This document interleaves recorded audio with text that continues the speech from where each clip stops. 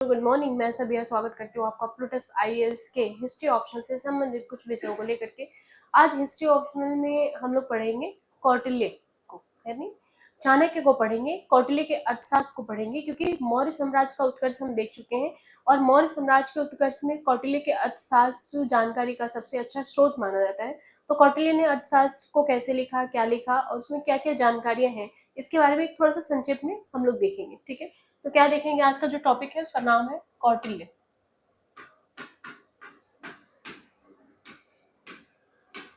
का अर्थशास्त्र, है ना। कौटिल्य के अर्थशास्त्र को हम लोग पढ़ेंगे। सबसे जरूरी चीज कि कौटिल्य का जो अर्थशास्त्र है वो किस भाषा में लिखा गया है, कौटिल्य का जो अर्थशास्त्र है वो कहाँ और कब लिखा गया है। बोला जाता है कि कौटिल्य के लिए 3 नाम आए हैं। सबसे मोस्टली पहले हम लोग जान जाते हैं, एक तो ये नाम आप देख रहे हो कौटिल्य, दूसरा नाम जो इसका है वो है चाणक्य। आप लोग जो पढ़ते हैं कि चाणक्य बहुत फेमस नाम है। तीसरा जो नाम इनका आया हुआ है उसे बोला जाता है कि विष्णुगुप्त इनका नाम था। क्या नाम था? विष्णुगुप्त। ठीक है, और ये कहाँ के? बिहार के पाटलिपुत्र के निवासी थे। पाटलिपुत्र यानी आज का जो पटना है, पाटलिपुत्र के निवासी थे। ठीक है, तो कौटिल्य कहाँ से थे? पाटलिपुत्र के। तो ये हमने कौटिल्य को जान लिया। और ये एक विद्वान थे जो पहले इनके बारे में बोला था कि इन्होंने 3 राजाओं का शासनकाल देखा, यानी 3 राजाओं के दरबार में मंत्री के रूप में इन्होंने काम किया। एक तो हम पहला देखेंगे कि धनानंद के दरबार में थे, दूसरा अगर हम कहें तो अशोक चंद्रगुप्त मौर्य के, और तीसरा बिंदुसार के, है ना। अशोक के शासनकाल तक कुछ समय तक जिंदा रहे, लेकिन एज ए मंत्री के रूप में नहीं रहे। अशोक ने इनको मंत्री के रूप में रखा ही नहीं। ठीक है, तो कहीं अगर आप देख भी रहे हो तो वो गलत विवरण है। ठीक है, 3 राजाओं का ही देखा इन्होंने।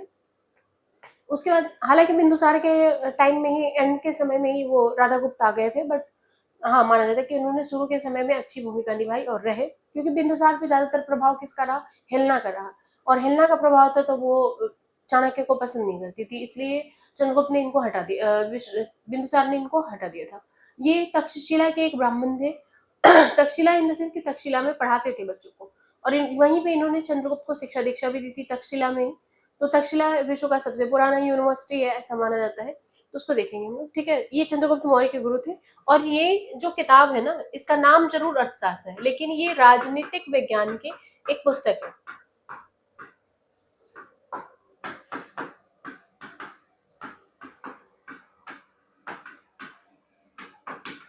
ऐसा क्यों है? क्योंकि चाणक्य ने इस किताब का नाम आखिर राजनीति से ही राजव्यवस्था क्यों नहीं लिखा, उन्होंने अर्थशास्त्र क्यों लिखा?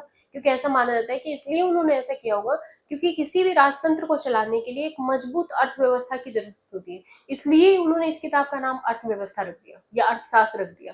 ठीक है, तो ये एक बड़ा रीजन हो सकता है। तो ये कौन सी किताब थी? तो राजनीति से संबंधित एक पुस्तक थी। ठीक है, दूसरा अगर हम लोग कहें कि इसका क्या नाम था, तो ये संस्कृत भाषा में लिखी गई थी।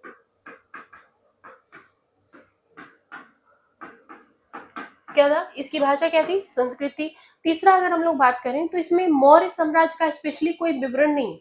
इसमें ये लिखा गया है, इसमें ये बताया गया है कि एक राजतंत्र कैसा होना चाहिए, एक राजा को कैसा होना चाहिए, शासन चलाने के लिए राजा की नीतियों को कैसा होना चाहिए, मोस्टली इस बात पे फोकस है ये।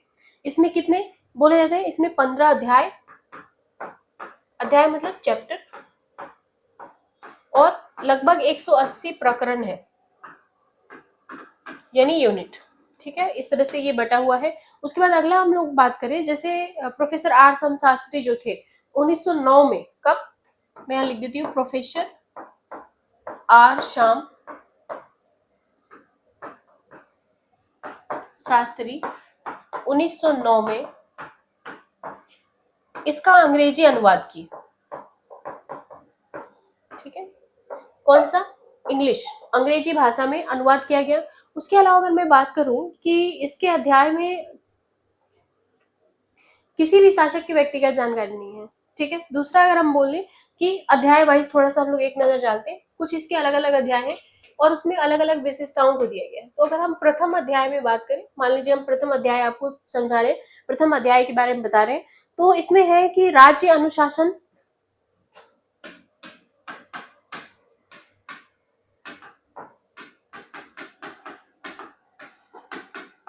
एवं व्यवस्था, राज्य अनुशासन और व्यवस्था कैसा होना चाहिए। और अगर हम दूसरे अध्याय में, सेकंड नंबर के अध्याय में अगर बात करें कि इसमें क्या दिया हुआ है, तो इसमें दिया हुआ है कि 26 मंत्रियों का विवरण मिलता है। कितना? 26 मंत्रियों का, जो क्या करते थे, राजतंत्र चलाते थे, इसके राजतंत्र को देखा करते थे। अगला अगर हम लोग तीसरे वाले अध्याय में बात करें तो इसमें लिखता है न्यायालय की बात करता है। ठीक है, और न्यायालय कितने प्रकार के थे? दो तरह के। एक था धर्मस्थनीय, जो कि दीवानी न्यायालय था। दीवानी का मतलब सिविलियन मामले को सारा देखा जाता था इसमें। ठीक है, और दूसरा जो न्यायालय था उसका नाम था कंटक शोधन।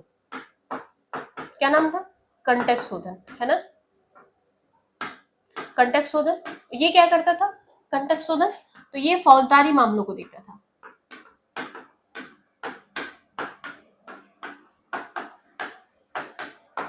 ठीक है, फौजदारी मामलों को देखा। तीसरा हो गया, चौथा अध्याय अगर हम लोग बात करें कि चौथे अध्याय में क्या लिखा हुआ था, तो इसमें 17 या 18 मान सकते हैं, 18 तीर्थ अधिकारियों का विवरण मिलता है। 18 तीर्थ अधिकारियों का विवरण मिलेगा। और ये तीर्थ अधिकारी क्या थे? एक तरह के सरकारी कर्मचारी थे, जैसे राजुक हो गया, प्रादेशिक हो गया, इस तरह के सरकारी 18 तीर्थ अधिकारियों के विवरण मिलते हैं, जो मौर्य प्रशासन को चलाने में एक बड़ी भूमिका निभाते थे। ठीक है, तो हमने चौथा अध्याय देख लिया। पांचवा अध्याय में, पांचवा अध्याय जो है इसमें लिखा हुआ है ये चीजें कि सप्तांग सिद्धांत।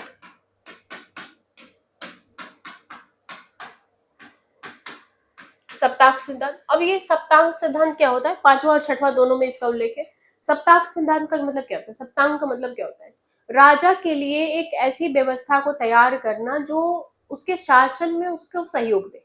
ठीक है, तो अगर हम पहला अगर इसमें बात करें सप्तांग सिद्धांत में, तो पहला जो सिद्धांत था उसका क्या था? उसका क्या नाम था? उसका नाम था खुद राजा।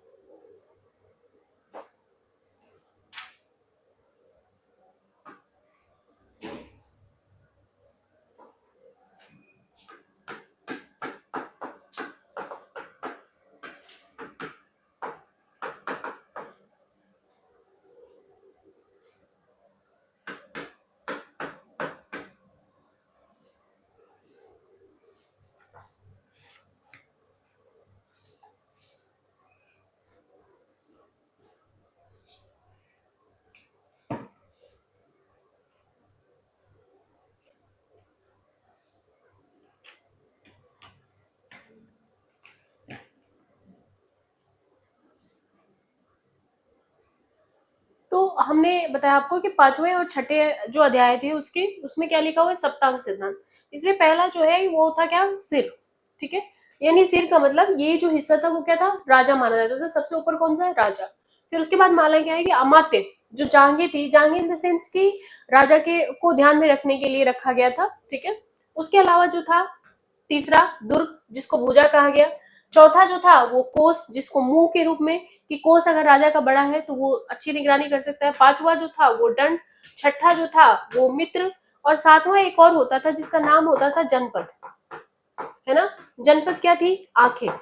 इस तरह से रिलेट किया गया है कि राजा को एक संचालन करने में, राजतंत्र को संचालित करने में किस किस की महत्वपूर्ण भूमिका होती है और वो किस तरह से काम करता है, जो इस मैप में मैंने आपको लिख दिया है। ठीक है, ये इस तरह से संचालित होता था। अगला अगर हम कहें कि राज्य जो था वो राजा का जो दैनिक जीवन था वो इसमें लिखा हुआ है।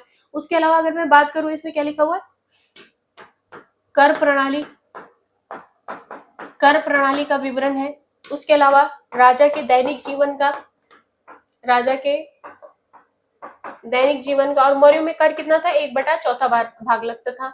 राजा के दैनिक जीवन का विवरण है। उसके अलावा अगर मैं बात करूं, अगला जो इसमें पॉइंट अगर हम लोग ऐड करें तो न्याय व्यवस्था का विवरण है। न्याय व्यवस्था कैसी थी इसका विवरण है।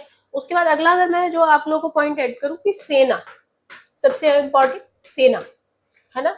बोला जाता है कौटिल्य के अर्थशास्त्र में ऐसा लिखा हुआ है कि 4 प्रकार की सेना का विवरण मिलता है। कौन कौन सी थी आइए देखते हैं। पहला रथ सेना है ना, दूसरा गज सेना यानी हाथी वाला सेना, ठीक है। तीसरा जो था वो था अश्व सेना घोड़े के साथ, और चौथा जो था पैदल सेना। प्राचीन इतिहास में बोला जाता है कि चंद्रगुप्त मौर्य के पास सबसे बड़ी सेना थी। प्लूटार्क नामक विद्वान लिखता है कि इतनी बड़ी सेना थी, लगभग 6 लाख की सेना थी। वो लिखता है कि चंद्रगुप्त ने 6 लाख की पैदल सेना के साथ संपूर्ण भारत को रौंद दिया। क्यों कहता है ऐसा? क्योंकि सेना काफी बड़ी थी, जहां से निकला वो पूरा राज और वो पूरा पार्ट उसका, ऐसा इस तरह का अवधारणा था। तो सेना काफी बड़ा था। उसके अलावा चंद्रगुप्त की जो नीतियां रही है वो कैसे चली है, वो चाणक्य के विचारों पे ही तो चली है, चाणक्य के आधार पे ही तो चली है। अगला अगर हम लोग देखें कि इसमें इसकी गुप्तचर प्रणाली कैसी थी, जिसको रॉद बोलते हैं ना आप लोग, तो गुप्तचर भी 2 तरह के थे, एक था संस्था, ठीक है, और दूसरा होता था संचरण, है ना। संस्था मतलब जो राज्य में रह के अपने जगह पे ही रह करके गुप्तचरी करता था, राजा को आकर के बताता था। और एक संचरण जो घूम घूम के पता लगाता था राज्य के आसपास के क्षेत्रों में, संचरण करके कि कैसा शासन व्यवस्था चल रहा है, राजा के बारे में लोग क्या बोल रहे हैं, किस तरह से लोग प्रसन्न है या नहीं, इस तरह की चीजों को नोट करता था, ठीक है। तो ये हो गया संचरण। और ये नगर प्रशासन का ऐसा कोई विवरण नहीं मिलता है इस केस में। फिर इसके अलावा सबसे जरूरी चीज कि मौर्य की सीमा कहाँ तक थी, कौटिल्य के अर्थशास्त्र में इस बात का विवरण नहीं है कि मौर्य साम्राज्य की सीमा कहां से कहां तक थी, इस बात की कोई जानकारी मौर्य साम्राज्य में नहीं है, ठीक है। और अगर हम लोग सामाजिक तौर पे अगर बात करें तो शुरू से ही आप पढ़ रहे हो कि 4 भागों में बटा हुआ था। एक था ब्राह्मण, जिसका काम अब सिर्फ पूजा कराना रह गया था। दूसरा था क्षत्रिय, जो कि शासक वर्ग हो गया था। और तीसरा था वैश्य। और इसमें बोला जाता है कि मौर्य में वैश्य के अलावा शूद्रों की स्थिति को अच्छा बताया गया, शूद्रों को खेती करने का अधिकार दे दिया गया। ये कौटिल्य के अर्थशास्त्र में ऐसा लिखा हुआ है, ठीक है। तो ये चीजें हो गई। उसके अलावा बोले कि महिला शिक्षा भी थोड़ी बेहतर हुई थी, महिलाओं की स्थिति भी ठीक थी, महिलाओं की स्थिति ठीक थी। उसके बाद अगला जो अगर हम लोग बोले कि 4 राज्यों का विवरण मिलता है, सॉरी 4 पथों का, और उसमें सबसे इंपॉर्टेंट कौन सा था, उत्तरापथ, है ना। उत्तरापथ यानी जिसको आज हम लोग जीटी रोड के नाम से जानते हैं, वही उत्तरापथ हुआ करता था। वही कनिष्क शासन काल में रेशम मार्ग से कनेक्ट होगा।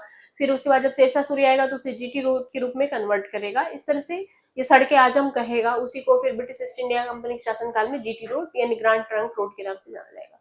तो ये इसका ये था। फिर उसके अलावा हम कला संस्कृति, नृत्य कला, मूर्ति कला, इन सब का विवरण है चाणक्य के कौटिल्य के अर्थशास्त्र में, ठीक है। तो ये सारी चीजें हैं। स्थानीय और राजकीय कला कैसी थी, सबका अपना अपना डिफ्रेंशिएट करके बताया गया है। लेकिन किसी विशेष राज्य के वर्ग के बारे में ये नहीं बताया गया है। हाँ, 9 प्रकार के दासों का उल्लेख दिया है, और दासों की स्थिति उन्होंने बहुत खराब नहीं बताई है, मतलब एक एवरेज वाला बताया। जबकि मेगास्थनी 7 प्रकार के दासों को बताता है। तो ये इस तरह के कौटिल्य के अर्थशास्त्र है जिसमें इस तरह के विवरण आपने देखे दिए हुए हैं, जो हमने सारा इस पे लिख दिया है, ठीक है। आपको कीवर्ड्स के रूप में इतने सारी चीजें मिल गई। कौटिल्य के अर्थशास्त्र में क्या प्राप्त हुआ, कैसे मौर्य इतिहास को जानेंगे। इसी के साथ ही मैं आज का वीडियो समाप्त करती हूँ। कल फिर मिलूंगी कुछ नई सुर्खियों के साथ। तब तक आप अपना ख्याल रखें, खुश रहे और पढ़ाई करते रहे। Thank you class, thank you बच्चा। और जल्दी से आप मेरे चैनल को लाइक और सब्सक्राइब कर लीजिए ताकि आने वाली खबरों की सूचना आपको मिलती रहे।